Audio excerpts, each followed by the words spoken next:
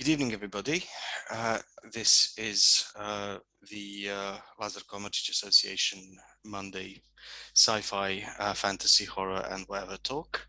My name is Miloš Petic, and tonight we will be talking about the Viral Curtain, the first, to our knowledge, Eastern European sci-fi anthology. I will be talking to now with Darius Hupov, who is project coordinator, and Oleg Silin, I hope I'm pronouncing it right, who is the contributor from the Ukraine. I myself have the honor to be the contributor from Serbia, and well, we're willing to take questions from the audience such as they are, but Facebook seems to be down, so we are recording this for posterity, and it will be broadcast on YouTube and other channels when they come available. Welcome all, and lovely seeing you. Thank you for inviting us. Thank you for this good evening being together. It is my very great pleasure. I will open this with the with some questions for Darius first, because that's who's at fault for the book that we'll be talking about. So what was the initial idea? What was the initial spark that made this collection, which I'm very glad to be part of? In fact, it was an interesting development of the situation at an international meeting of our science fiction and fantasy club in Timișoara in Romania, Syndicate 9, which hosted that meeting, if I remember well, regarding Eastern European science fiction and fantasy magazines. So after the meeting, as all the meetings like this occur, it was a discussion, and during the discussion to identify other means of collaboration, one of our colleagues from Brașov, Alexandru Lamba, had the idea to make some kind of Eastern European collaboration regarding short stories, science fiction and fantasy short stories. And the discussion evolved around the idea to make a magazine or maybe an anthology with short stories. He said that it could be done maybe twice a year or annually, and the discussion evolved around this subject. After that, it was, as always, the practical part that is important, not the idea. Ideas can't have anyone. If you stay here and have brainstorming, we can have at automatic rifle shot tens of ideas about to do a project, literary project regarding science fiction, fantasy, or any other subject. Not the idea is the problem, but the implementation of an idea. So you must take the responsibility and the hard work to make it real, an idea, and that's the hard part. For me, it was a very interesting challenge to do this. It was my first project as a book editor, but it was so appealing that even if I am a really occupied guy, my time is really littered with all kinds of small and large projects. The idea was so appealing that I took it and started to see if anyone is interested. This was, I must tell, one of my very, very easy to do projects. Usually my projects are going with hard work. You must push it, and then you've got get in front of the project and pull it and just make the wheels go round. And it's very, very hard here in this part of Europe to make things go.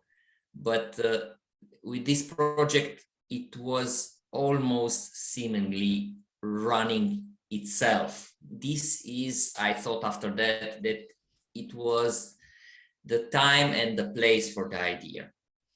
It's very interesting because, as I know, probably I'm wrong, and if the information is wrong, please correct me.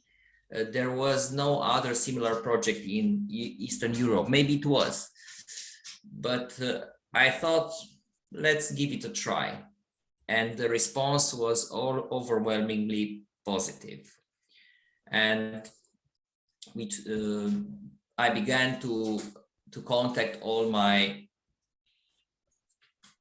links on all the persons that I know in Eastern Europe. And after that, when I had some blind spots on the map, I tried to get to that geographical location, literary geographical location, through other friends and the network. And little by little, I managed to cover all the zone. So this is the genesis of the project. All right. I am very glad to hear and very surprised to hear that it went so smooth. Yes. So you're saying you did have no major problems coordinating this potentially huge number of contributors. So I must say from the beginning that this is an Eastern European project, and as the Eastern European social culture has its particular way of sensing time. In this area, in the Balkans and further north, going to the plains where the Russians and the Ukrainians and the Belarusians are, we have a certain particular way of perceiving time and urgency. So we are very relaxed usually. And I thought this will be a very, very hard project to manage, because I know from experience that I will put deadlines, and the deadlines will be repeatedly not met. So this was my initial expectation. And after some 2 months, I was very surprised to see that most of the participants as the project were moving fast. Of course, there were laggers, as always, but this was, as I said, a thing that I was expecting. And even if there were some countries that couldn't provide short stories for the project, I saw that the effort that the national coordinators made was an important one. So I wasn't in any way sad about this outcome, because you're saying they tried. Yes, they tried hard, and they gave me details about how they try to contact national writers, so on and so forth. So to put it in perspective, the mechanism was like that. I tried to select some national representatives who will be the intermediary for the project in their countries. Why? Because they know better than me which writer is active, which writer can provide text, which writer is willing to provide, because it's a difference between can provide and willing to provide. and this was the case in some countries. So there were some authors that they were writing at that time, but they didn't want to join our wagon because it was a non-for-profit project. So I understand it very well. Everyone has time, and the time is used to make money. Every mouth must be fed, so it's not a problem. We started from the beginning with the idea that it will be an anthology that will not be sold and not make profit in any way. So it was just like, who wants to join is welcome. Who is not wanting to join us, maybe next time after the project is in a success, or if not, that's the case, it will be no other second try. So the national representatives began to find writers, and after that they tried to select the best short story for the anthology. This was another very important issue related to the structure of the anthology. Not me as an editor or coordinator of the anthology was the person who will select the work. That part was on the shoulders of the national representatives. So that was the deal. I just got the short stories and I put them together, make the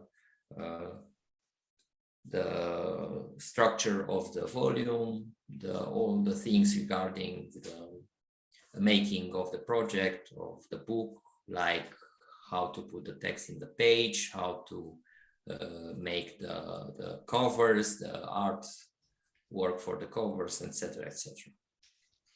Right. So you weren't even acting as national coordinator for Romania? No. Somebody else. In a way, yes, because I said, okay, this is the project, please submit works. But because it was, let's put it in another perspective, all the actors who contributed to the making of the anthology, all my support team was from Syndicate 9 Science Fiction Club, and one other guy from Helion Science Fiction Club, but both of the clubs were from Timișoara. So as a way to thank them that they were putting the hard work done in order for the anthology to appear, I said, okay, let's select a short story from our club and let's put it in the anthology. And the 2 or 3 guys who write best short stories in the club said, okay, let's see who does it. But it was like a very interesting thing that all of them said Christian Vicol must submit the story. So it wasn't a contest of something or something like that. It was just a mutual agreement. Also, Christy Vicol was the graphic designer of I was just about to say that. He also did the cover. Yes, he did the cover, but the artwork was from Adrian Chifu from the other science fiction club in Timișoara, Helion, which is a very talented guy. He helped me with the artwork also for the Galactic Imaginary Film Festival this year. Oh, that's very good. And how satisfied are you as editor with the quality of the work that was submitted to you? So first of all, we must take into consideration that there is, as I said, there are some particularities to this project.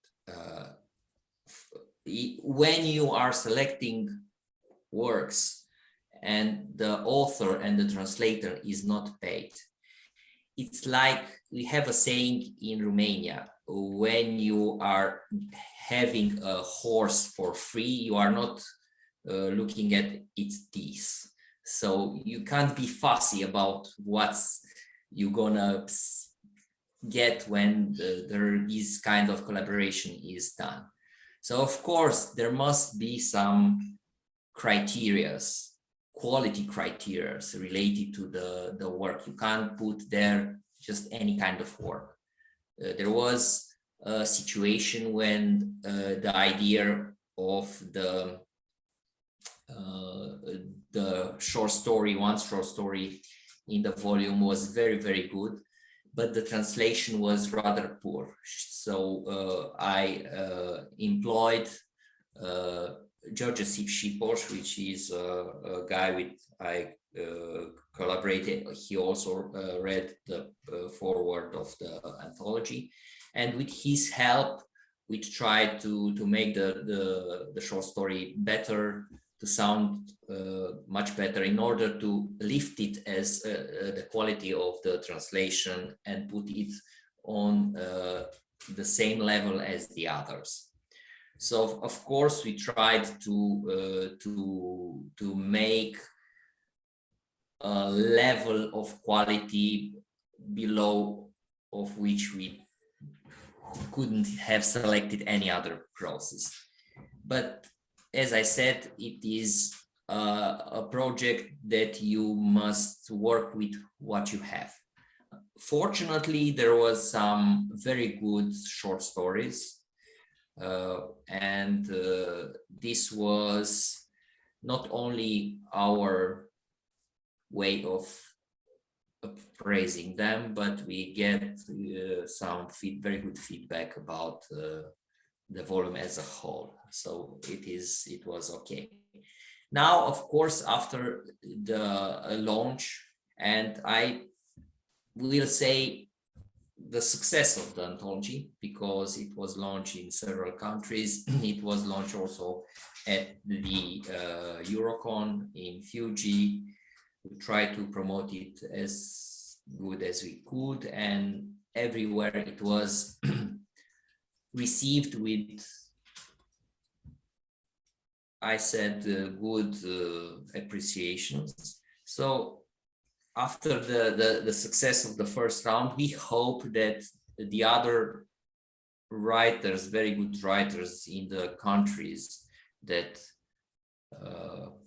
were sending short stories for the anthology, will take notice, and maybe they will want to contribute with their works. This is a very novel information. I am talking, and I have an offer from a publishing house in United States about making a second edition of the anthology, and that offer, if it will be met with agreement from the national representatives that worked in this edition, that setup will be made so as each author and translator will be rewarded with some monetary rewards from the anthologies that will be sold. So it will not be payment before the launch. So a share of the sales is what you're talking about. A share of the sales. But that I think this is better than the first attempt of the anthology that was non-for-profit. I mean, speaking as a writer, that's music to my ears, even if the sales are low.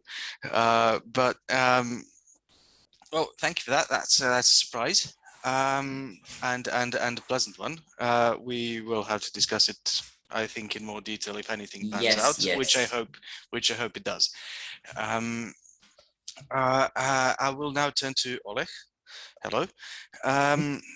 Can you tell us more about your personal experience of the project? How did you first learn of this project? How was it for the Ukrainian sci-fi writing community? It wasn't really hard to learn about anthology because the national coordinator from Ukraine is my wife. So she told me one of So it's the Eastern European nepotism is what you're Yes, talking about. yes. yes, she told me about this project early morning with the coffee. But I have a concern about this anthology about me, because as you said, it's Eastern European nepotism. So she proposed to some other writers to put their short stories into anthology. But as Darius said, that was a very strict deadlines, and translator uh, who can translate other short story, he told us that he need 1 month for translation, for good translation. So we have only a few weeks for this new short story for the main topic of viral curtain. And when the third, I think, author said, sorry, I can't wrote a good short story for this time. That was my time for participation because it was a challenge to make a good short story in this time. So I wrote this not very short but story about these guys, these vultures. Translator makes the translation in 3 weeks. We coordinates with him. He asked me about some slang or some geographical parts. So we prepared it. Alona sent the short story to Darius, and after that, there was a book, and I really glad to participate in this really cool thing because I don't remember any other Eastern European anthologies with this with main topic for all short stories. I Googled this, and I don't think that anything similar has been done before. Maybe there were attempts, but I can't find anything that was like that produced a book that was a thing. Some people I think have tried before, but Darius is the first one to succeed. Yes. So well done, you. Thank you. There were some. To my knowledge, maybe I'm wronging somebody. Yes, but... yes. This is a public recording, so anyone who can give some information regarding this topic and knows some earlier projects that were done, even in a small number, printing number, please contact us and yes, we'll be happy to promote it or correct ourselves. Yes, but I think that because I wanted, it was an idea that was met with some kind of resistance from a part of the national representatives. One country told me that they will not help the anthology because of the subject of the anthology. And they told me this subject is really hard and we can't discuss about it. And I said, no, any other country, all the other countries said that it's okay, and we will go ahead with the shared topic and shared geographical location and shared subject, because this was the idea around the anthology. And I said, okay, it's not a problem if you won't join the anthology this year. Maybe next year you will like the subject, because after I didn't know in advance if it was a good idea or not to have a central world and all the stories just go around the world as planets around the sun. But that was a thing that was really appreciated by the public and also some reviewers. that we had a central line, a red line, which was the guidance for all the authors, and their short stories were.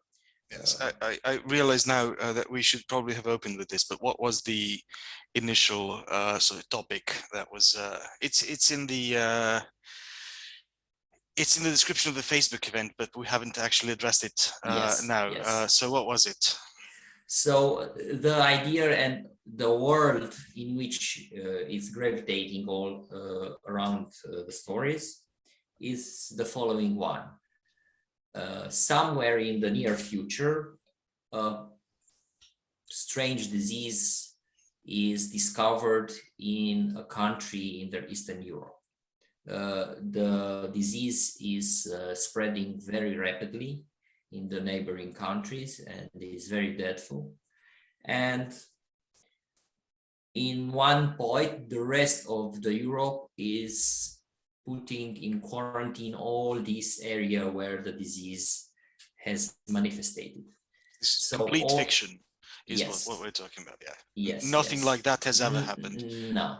And all the countries are have a very strict quarantine, implying that no one gets out and no one gets in this area, the Eastern European area where the disease is manifesting.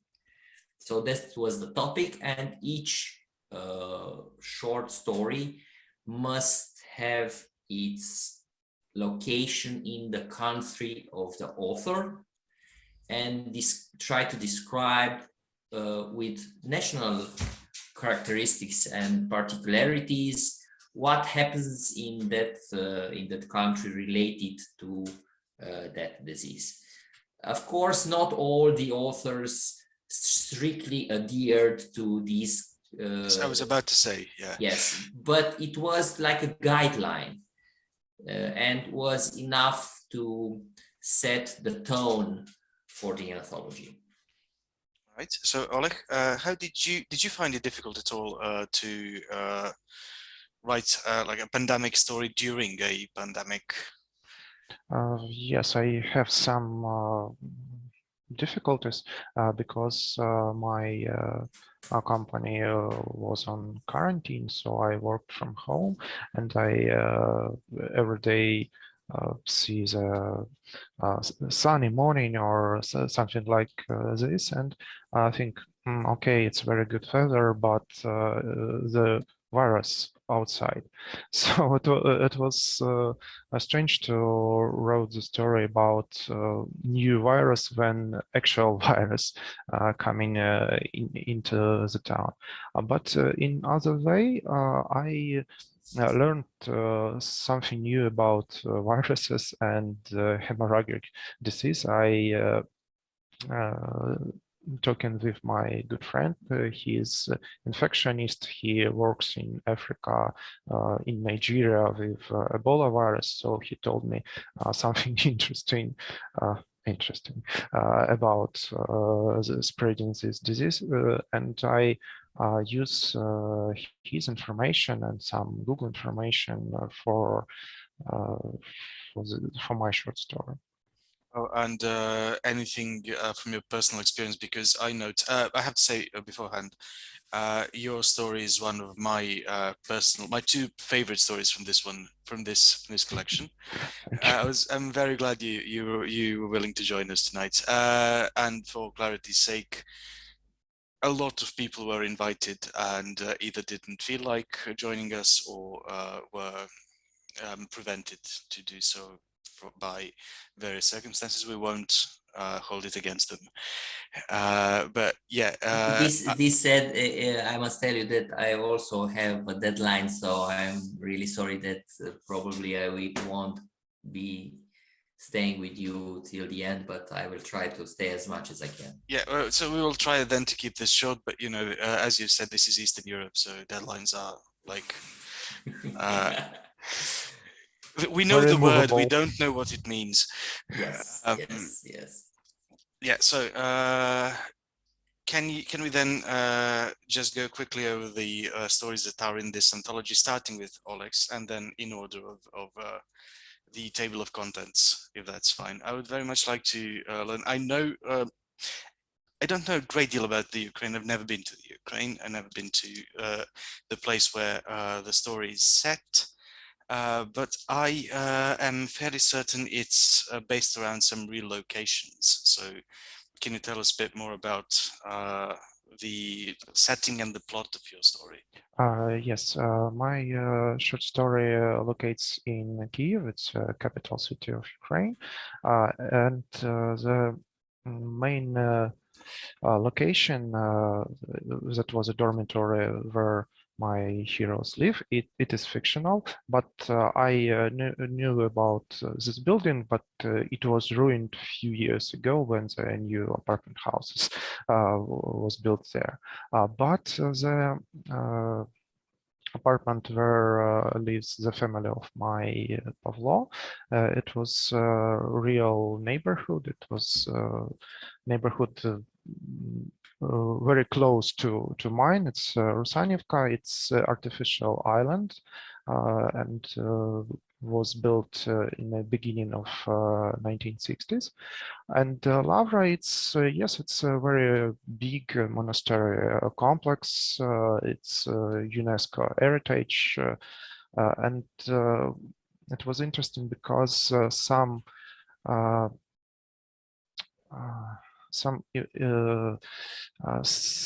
monks from Lavra, they said that coronavirus, it's not really the ill, it's a punishment for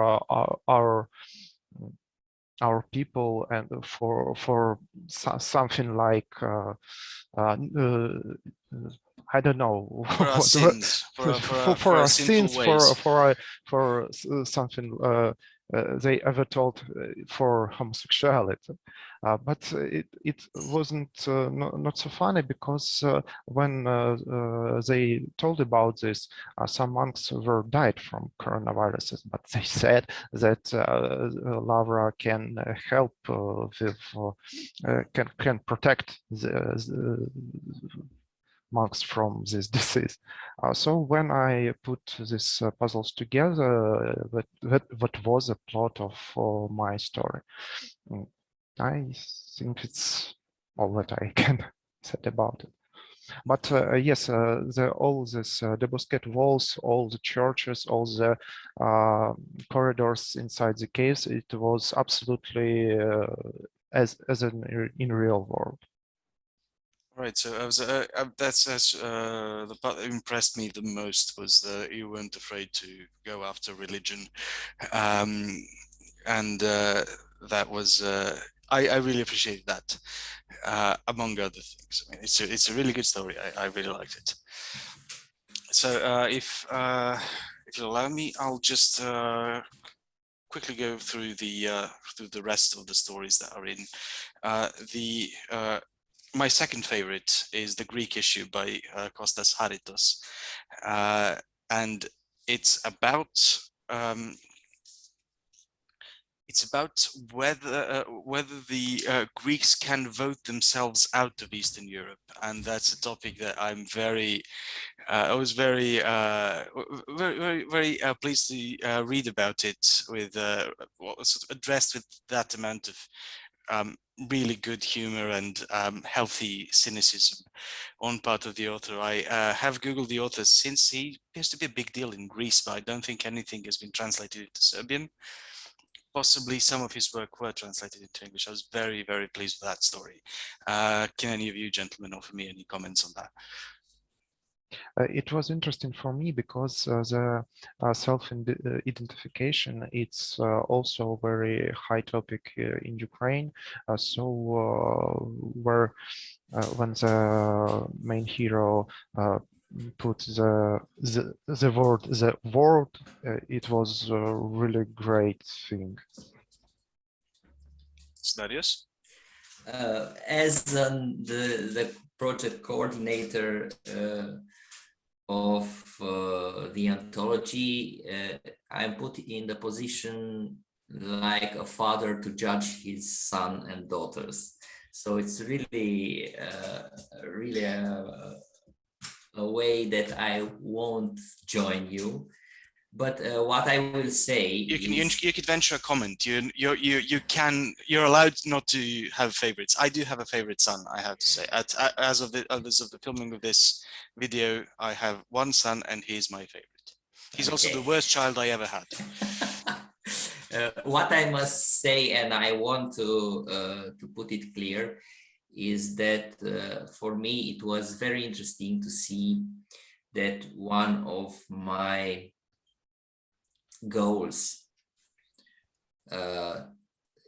was acquired, in that I wanted this anthology to have some really diverse way of sensing the culture and the geocultural specificity of each country. And this was, I think, a goal that was achieved. So each and every short story was not put in, today the authors are trying, even if they are not thinking about in a subconscious way, to get close to the Anglo-Saxon way of writing things. But this wasn't the case with this anthology, and this thing pleased me. Each one tried to put his local color and way of seeing things in its each other in its writing, and that was, I think, the main characteristic and the main strengths of the anthology. You see the same reality in different Googles. So this is very important, and I like that the authors were able to do this. All right, so very, very diplomatic and neutral of you.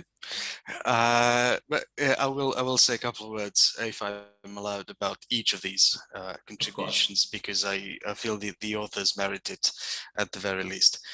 So You Will Return by Sándor Székely, the Hungarian contribution, is about land, and it's about how multiple generations of a family seem to return to their, like, I want to say village, but I'm not sure about the exact size of the.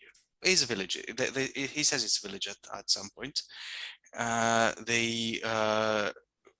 Regardless of what happens, they return home to die, and that has a very I'm going to say Hungarian, if not Eastern European feel to it. It's very, very, very sad and very cyclical and very miserable, and I liked it a great deal. And of course, each of you can venture a comment or an opinion if they like. So, Oleg, if you have an opinion, please do offer it to us. This short story, it's very atmospherical, first of all, and this Hungarian and Estonian, I think, short stories have something similar vibes for me. It was first of all about family. Yes, I agree. That's a motif. Sorry, that's a motive. Next, we have It Burns by Cristian Vicol, who is the Romanian contributor, apparently the preferred Romanian contributor, insofar as we are given to understand. And he offers a sort of a rambling apocalyptic narrative, and he avoids the one thing I think, Oleg, you did do really well. He avoids the religion aspect of it. It's about two girls who are really desperate to get anywhere in the West, and by rambling I mean it's sort of like a stream of consciousness of a very fevered mind, and again, well executed. I cannot really fault it. It's not one of my top 2 favorite stories, by simple virtue of there are 2 better ones, and there's there isn't a really bad story in this collection, insofar as I can tell. So that's my opinion at the very least. I'm waiting for some zombies for this general subject of anthology, and Christian gives me some zombies. Yeah, that is very good. Yeah, he did. Some people went there, and is a really has a really well executed ending. At least that's my opinion. So now we come to Blessed by the Fever by your kind self. And it is about like the initial panic of, you know, how can we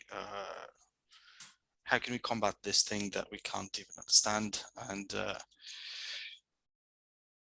you do go into like the scientists who can't find a solution, and the priests who claim they can, and they don't really.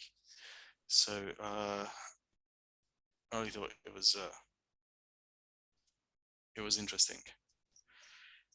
And the caves under the Lavra, and all of that, apparently, well, according to you, checks out as real world locations. So that's what we were after, or rather, that's what Darius was after, in a way, is it not?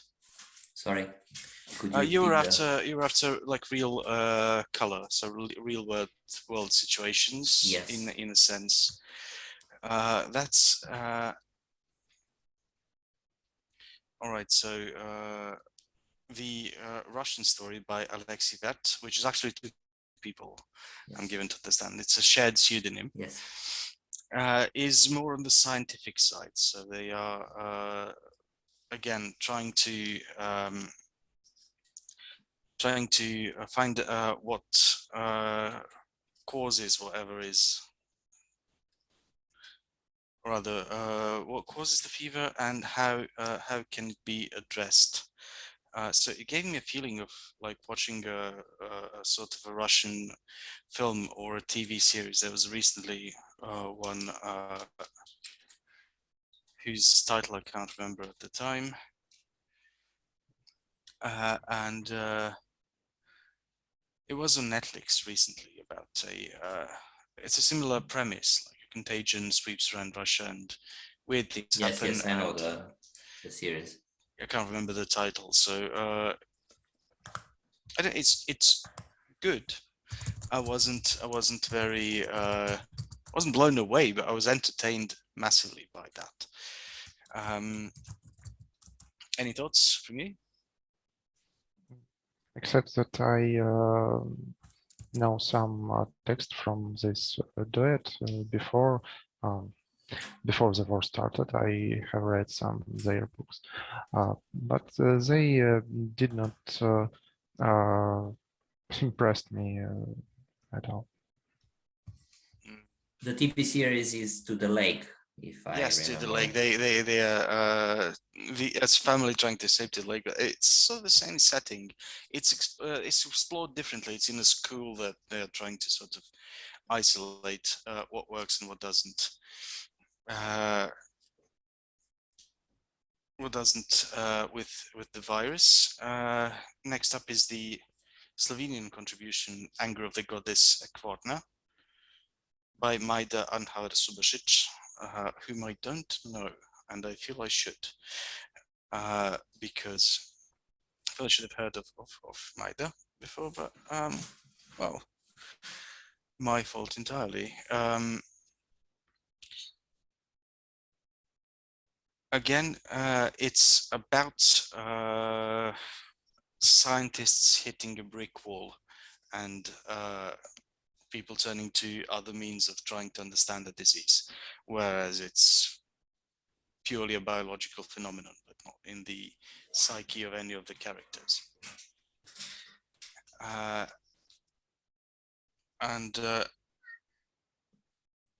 Yeah, the virus just disappears in the end, which sometimes happens with viruses. So that should be said, but I found it a little bit anticlimactic. Don't know if you share my feeling, Oleg, because I know Darius will not comment, not venture a value judgment. So Oleg, you seem to be muted. Or if you hear something strange, it's my kid coming all right, into, yeah. into the room. Welcome, Oleg's kid, to the stream, to this recording. My kid is safely at his grandmother's, I think, so he will not be joining us. A few words about this short story. It was interesting that I think it's only one short story with not science fiction, but some fantasy-like element about this goddess, about some karma regeneration or something like this. So it was interesting mix of science and pagan, some witches and something. It's some sort of pagan fantasy thing. And the longest contribution, I think, is the next one. It comes from Slovakia. The scorpion sting, which sort of tackles the issue from the same sort of tack. They get they try to do something, but they keep stumbling into obstacles, and it's a really long narrative that I have to say it's competently written, but in the end, it's a story about money and power, and how the disease is not the same for the haves and the have-nots. And there's also a lot of about how mRNA vaccines will work, and another thing which is microRNA, which doesn't, insofar as I know, really exist. But that's the fiction part of science fiction for you. I don't know how the mRNA vaccines works, but I it's wrote that it's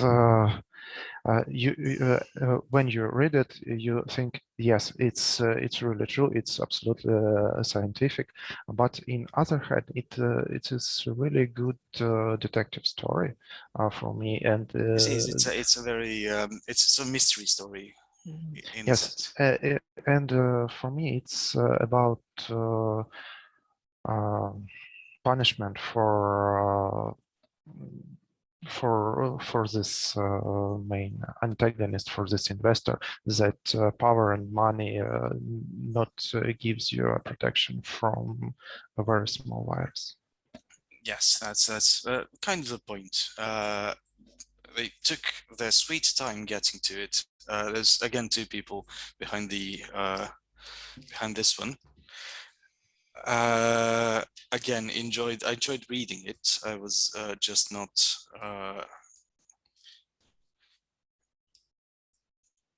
kept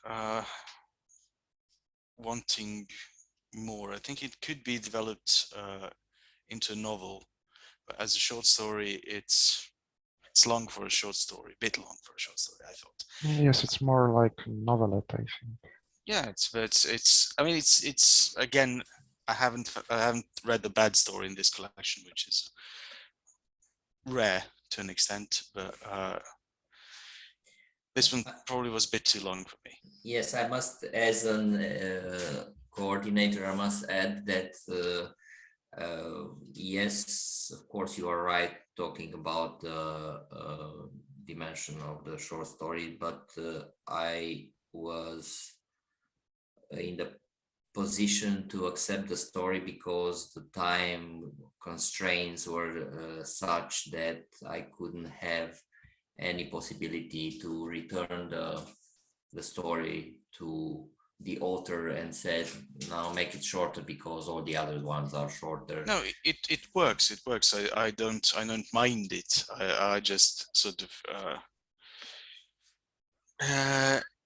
I just thought it goes on a bit. Most of the other stories are short and really like punchy. This one was it's like it's a relaxing read with a beer, and you sort of connect all the dots and figure things out. So it works in that way, and I'm not begrudging the length of the story. I'm just making well, stating a fact, as it were. We come next to We're All Sinners by Dragic Rebrenovic, who is a friend of mine, so I won't be spending too much time for this. But yeah, it's again the how people are willing to look anywhere for a solution and end up getting surprised that it doesn't work in the end, and that only like proper hard work and real science can do things when it comes to diseases, and that's what I took from it. And also again, he employs a lot of religious language in this story, which I don't know if it's probably not for everyone, but I did enjoy the read.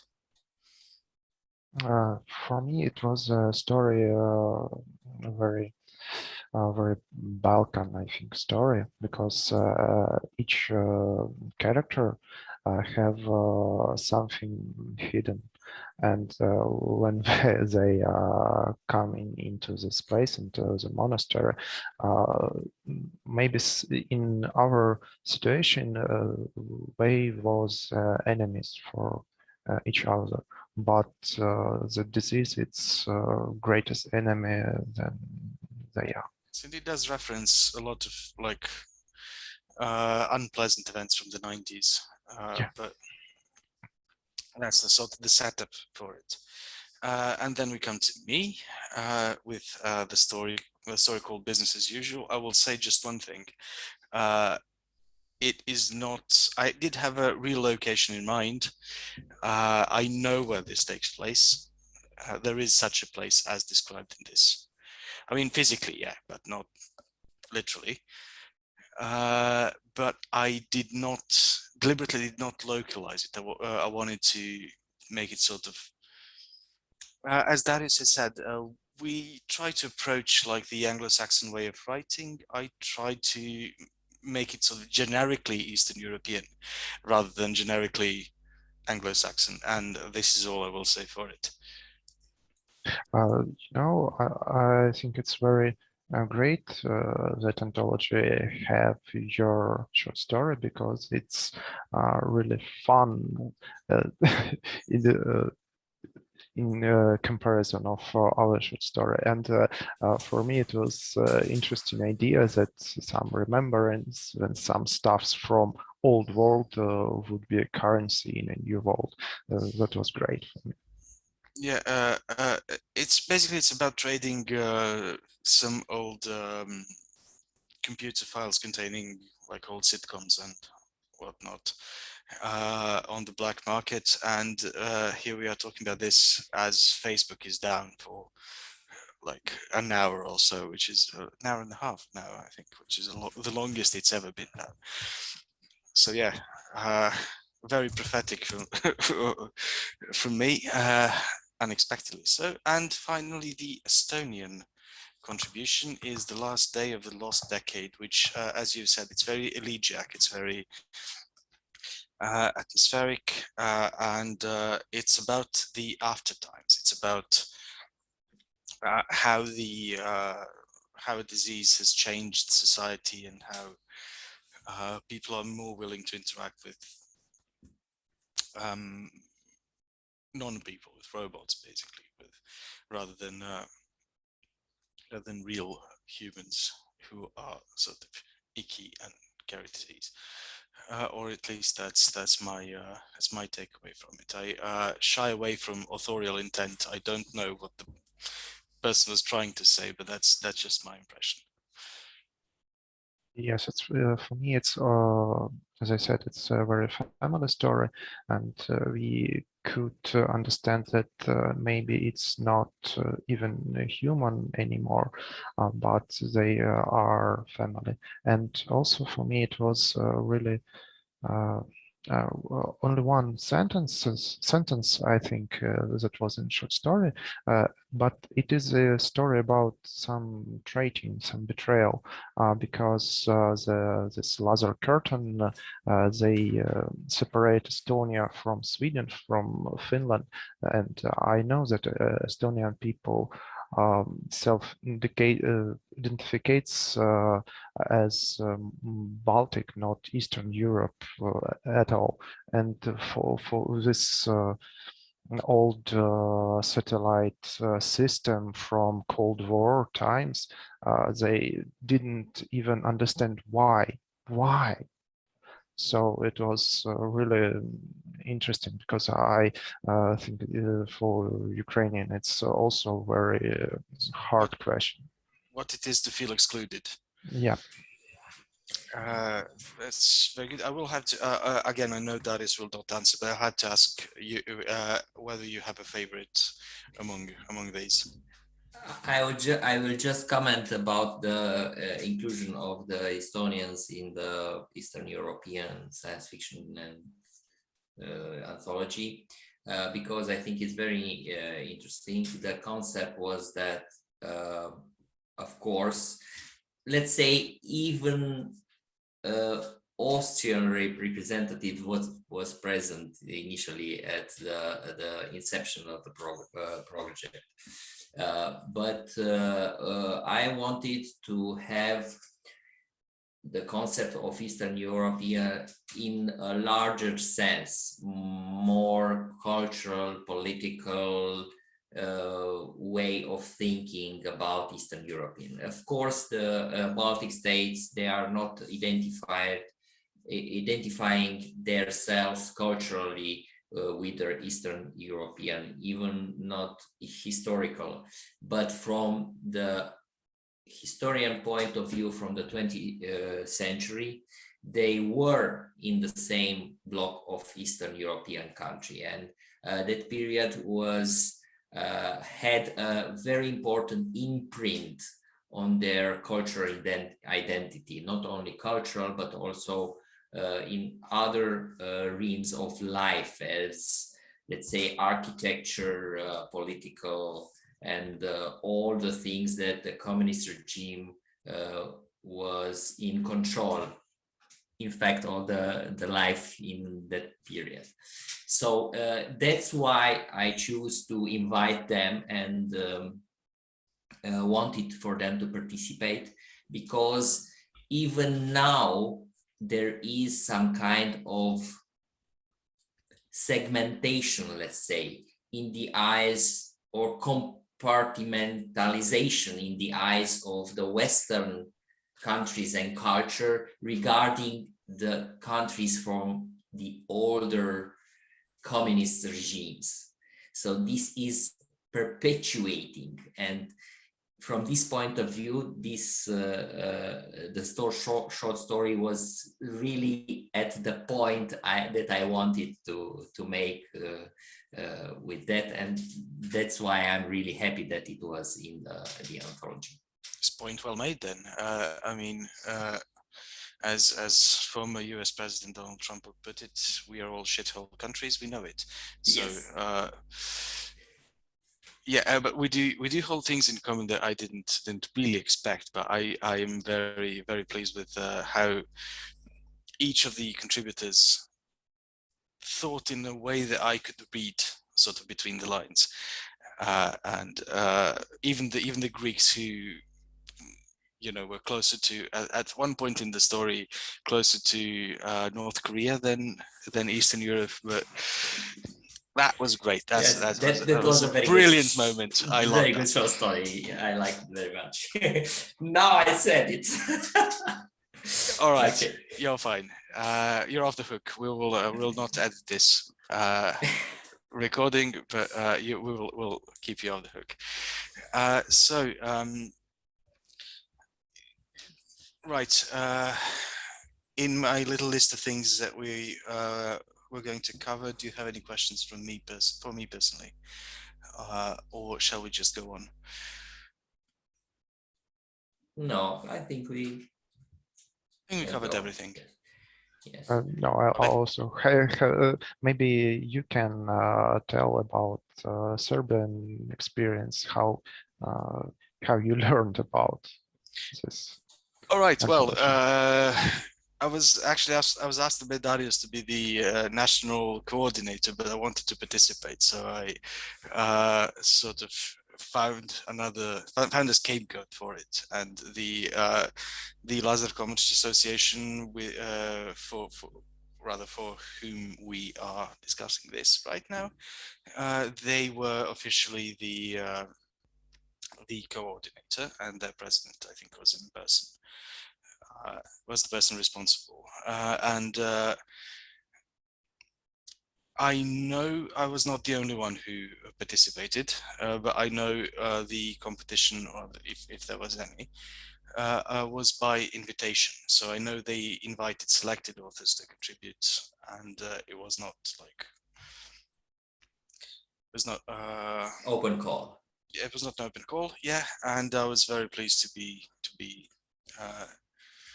selected, because I thought I really had a good idea. And I will say that the exchange between the hospital worker and the person waiting in line in the story is absolutely true. I did not invent one word of it. I just sort of I was the second person waiting in line behind them, so I witnessed it and I couldn't believe my my ears, so I wrote it into it. It had to be somewhere, and that's basically that's my story. So what happens when distribution systems break down, like an attempt. So yeah, I will not again ask you if you have any favorites. We do not have any questions from the audience because there is no audience at this point, but there will be in the YouTube comments, maybe, possibly. So we will take a look there and attempt to answer any questions you may have. One final question for Darius mainly was. You've answered it in the discussion for the most part.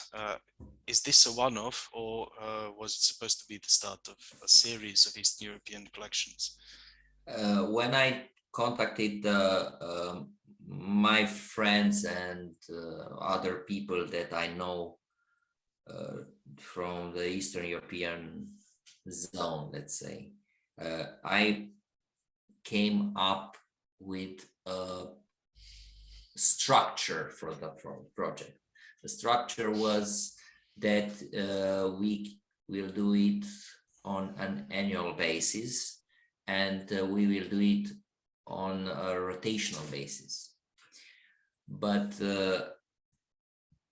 it was very, very interesting that the situation unfolded itself in such a way that, as I said, we now have the possibility to have this project on another level, greater than in the first time. I must say that in the initial project, we even was not the discussion about making a printed version. It was the discussion only to make an ebook version.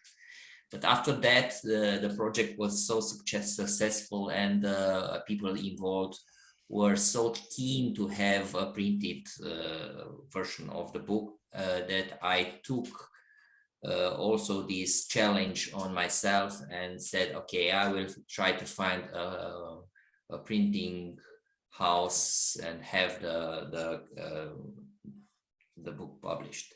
And as you know, every country that participated had some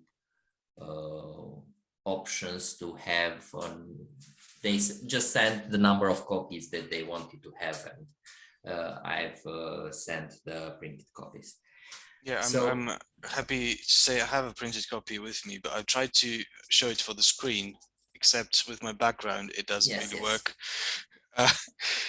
But I do have it here, and it's a lovely thing to have it in print. Yes, it's a book only when you have it in your hands. That's my opinion. So I have to disagree, and it will take a couple of seconds to disagree with you. It's a personal opinion. Yeah, this is something that you may or may not know or remember about me. I'm a lawyer. This is dead tree in slices. This is not the very important part. When you're buying a book, the most important bit of the book that you're buying is non-physical. It's the content. Yes, of course. So right. That's my professional opinion. But you know, I could be like a sleazy Serbian lawyer, so it doesn't really count.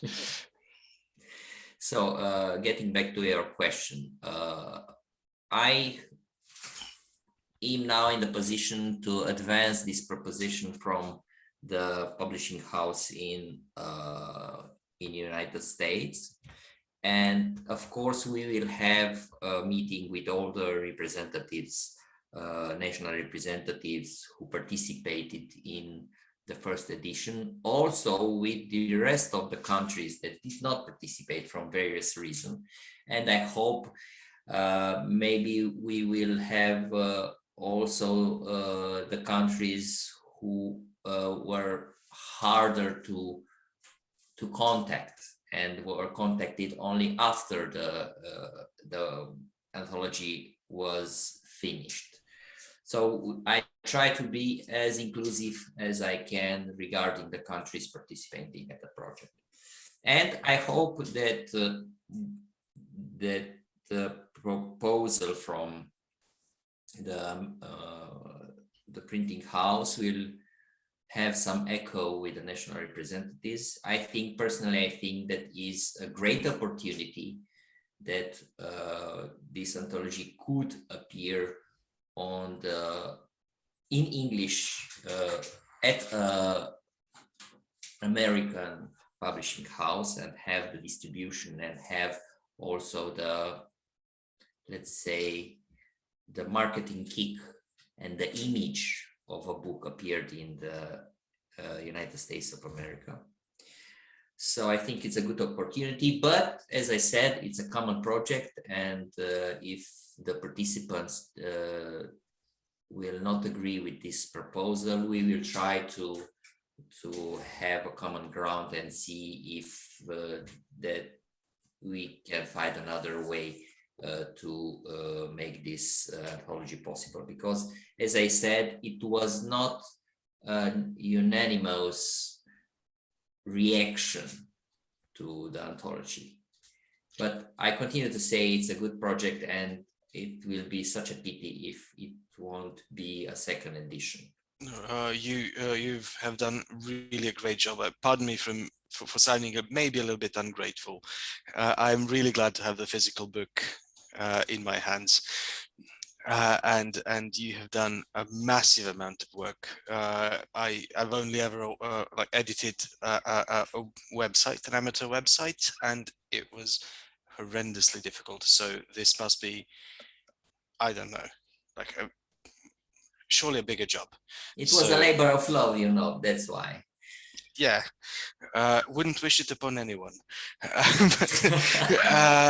I'm glad you took it upon yourself, and I'm very pleased with how it turned out. But does what you just said mean that the rotational basis of the project is out of the question for now, or is it still to be decided? It's a matter that we will discuss with the national representatives, because if the editor from the United States will come with this proposal, it will have its own terms, and maybe the participants will not like the terms.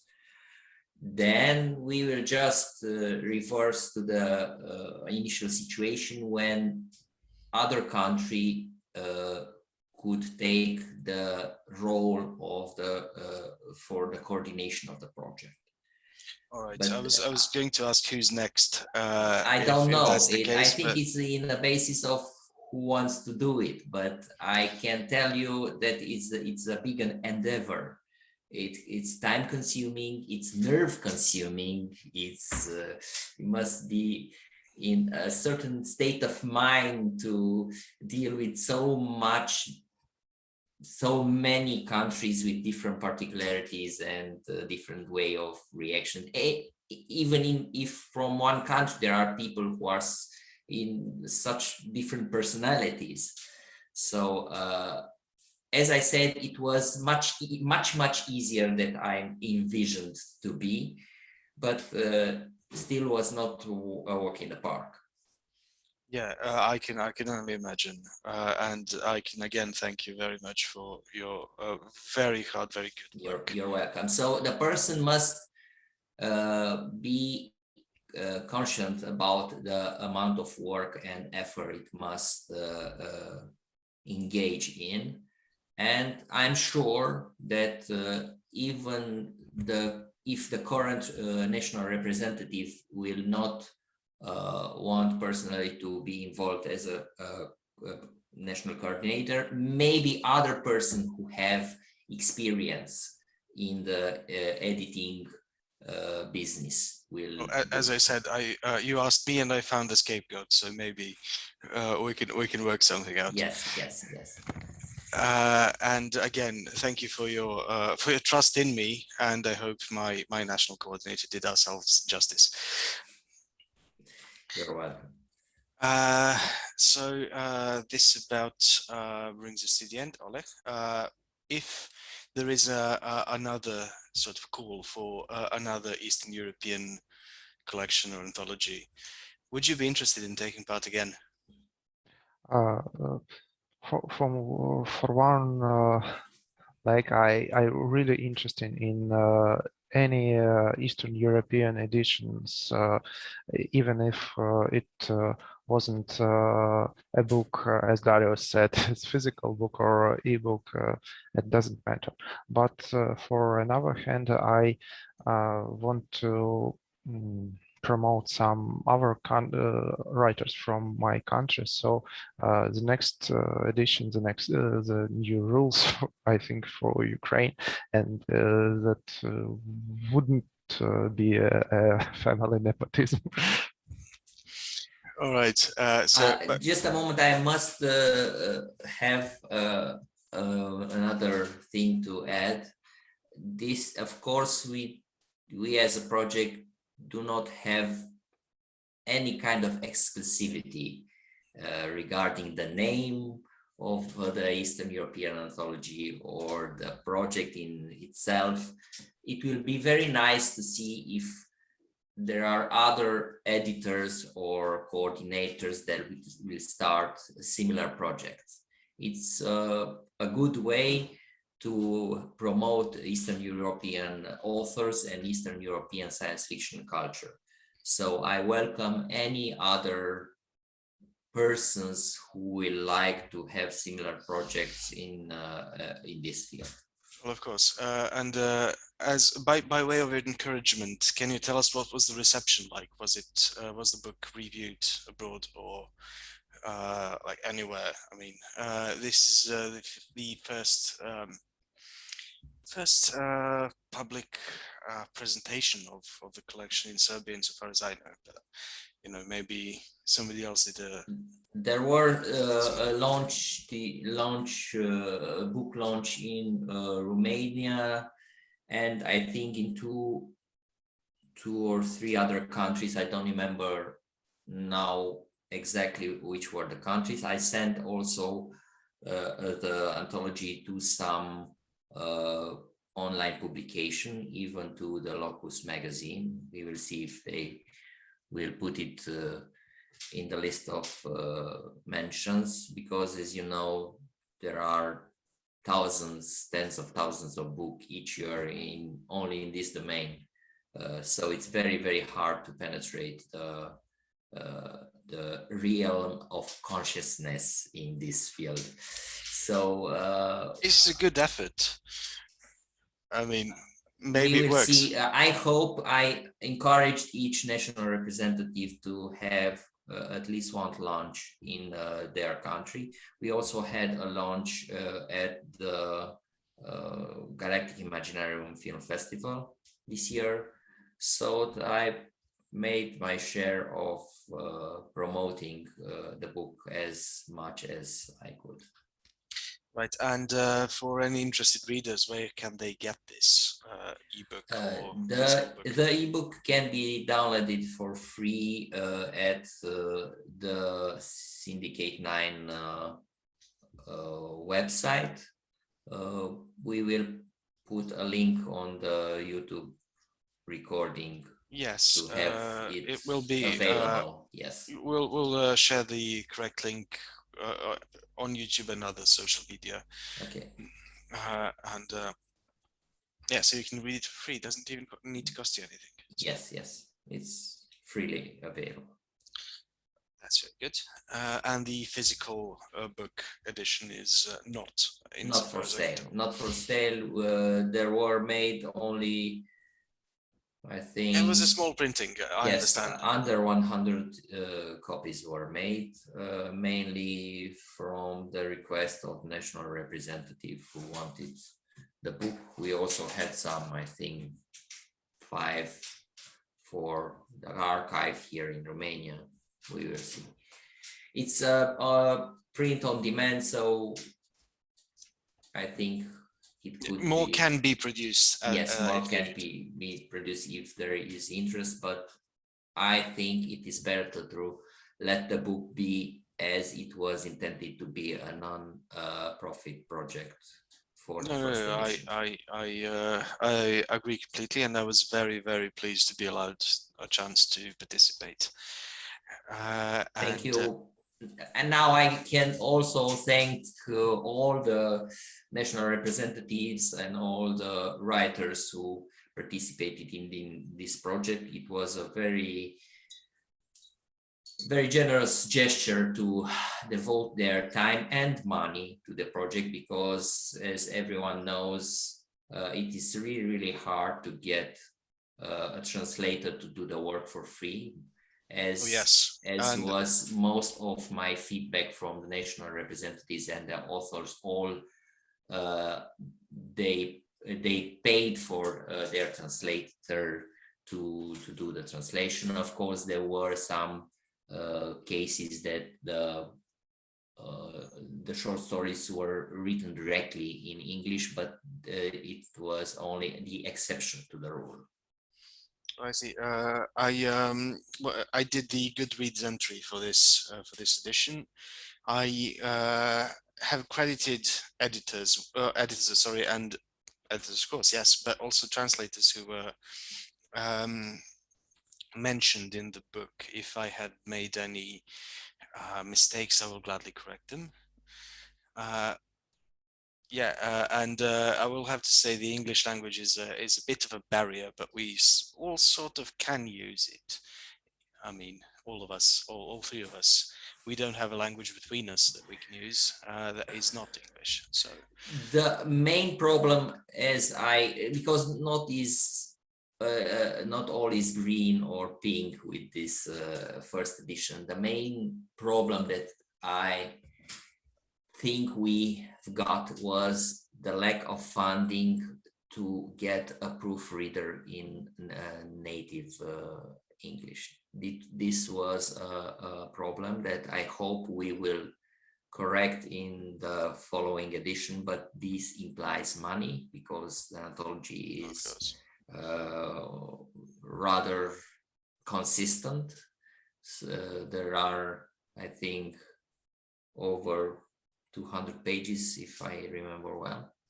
Please correct me. You do with the remember exact well. 216 pages. Yeah. Yes.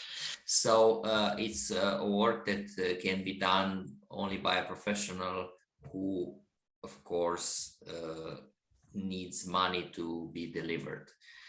Yeah, and I have to say, I did write my story in English initially. Yes, I read it, I reread it, I reread it twice, I sent it, and when it came back to me in print, I found a typo, and I was so mad with myself, I can't describe it. So as I said, if you want to be a project with which has a professional appearance and a professional way of doing things, we must proceed with this line of progress. But this means money, this means more effort from each country representative and each writer. And if we are not in the position to make this offer, the only solution is to have a printing house and professional editor to do this and to absorb some of the profit that hopefully the book will make in order to make this work. So this is the good thing of having an offer from an editor to take this project further. But as I said, it's not my call to make the decision. All of us who participated in this project must get together I entirely agree. And make a decision together. I entirely agree, and for doing this like Eastern style, which I understand now is Eastern style. Correct, Eastern style, yes. It's very good.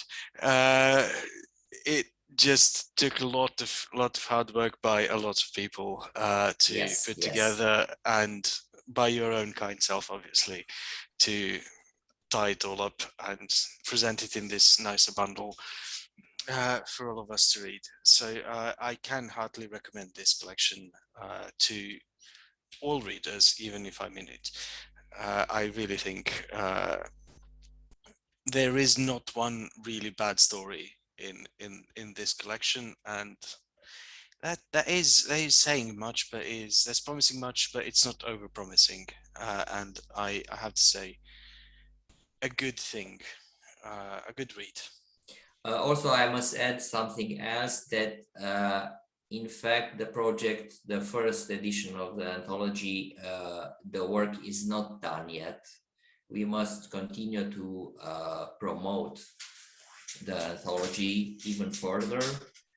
I will try to do this with my contacts. I have contacts in other parts of the world, mainly in the Asian quarter of the globe. So I will try to make it known also in that part of the world. So I think it's the duty of the national representatives and also of the authors themselves to continue the work to promote the book, because it's in their own interest also. Oh, you know how Eastern Europeans are about duty, so good luck. But I will speaking for myself, I will do anything that I can to help if you need me to. I will really put my shoulder to the wheel if I can. Okay, thank you. Right, so this has been a very nice talk. Download this book. You will see a link wherever you're listening to this from, or you can Google it. I know you can Google it. You're clever people. So it has been my very great pleasure to talk to Oleg Silin of Ukraine. Thank you for having me tonight, this evening. Any night that you can make it. And of course, it has been my very great pleasure to talk to Darius Supov.